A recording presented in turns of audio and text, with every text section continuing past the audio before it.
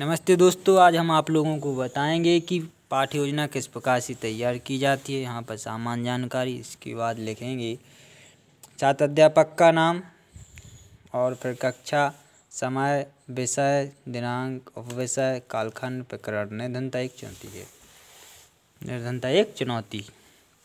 सामान्य उद्देश्य बच्चों में अर्थशास्त्र विषय के प्रति रुचि जागृत करना, बच्चों को आत्मनिर्भरता के महत्व से परिचित कराना या करना, बच्चों को राष्ट्रीय और अंतर्राष्ट्रीय आर्थिक समस्याओं से अवगत कराना। विशिष्ट उद्देश्य है छात्रों को निर्धनता एक चुनौती का पाठ पढ़ाना। इसके बाद आपका होगा शिक्षण सामग्री। इसके अंतर्गत पाठ्य पुस्तक, चाक, डस्टर, श्यामपट्ट, आवश्यक सामग्री इत्यादि। पूर्व ज्ञान। छात्र निर्धनता एक चुनौती के बारे में सामान्य जानकारी रखते हैं। प्रस्तावना, यह आपका क्रमांक हो जाएगा। छात्र अध्यापक क्रिया और छात्र क्रिया। स्वतंत्र भारत के सामने सबसे कठिन चुनौती है निर्धनता। निर्धनता के 5 सूचक बताइए। भूमिहीनता, बेरोजगारी, अशिक्षा, बाल श्रम, कुपोषण।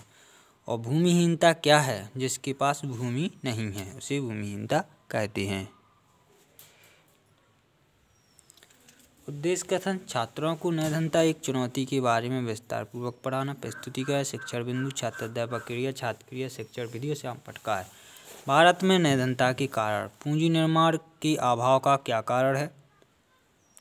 तो पूंजी निर्माण आर्थिक विकास की आधारशिला है, परंतु पूंजी निर्माण की दर भारत में अपेक्षाकृत कम है। ये आपकी प्रश्नोत्तर विधि है। भारत में निर्धनता के कारण जैसे असमान वितरण, तीव्र गति से बढ़ती जनसंख्या।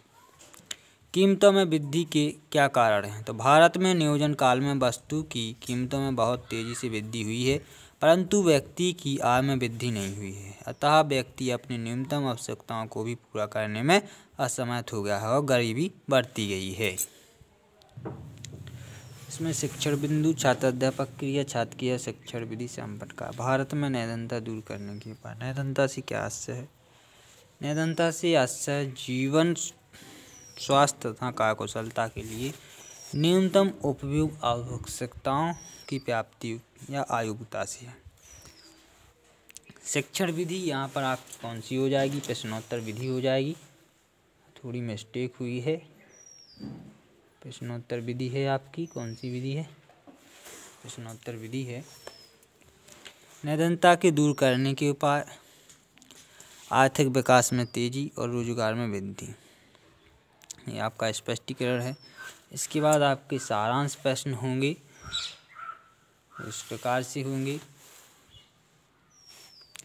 सबसे पहले सारांश प्रश्न निर्वाचन। निर्धनता रेखा क्या है? गरीबी से क्या आशय है? निर्धनता की संभाव्यता क्या है? पुनरावृत्ति प्रश्न। पूंजी निर्माण क्या है? कीमतों में वृद्धि से क्या आशय है? और भूमिहीनता क्या है?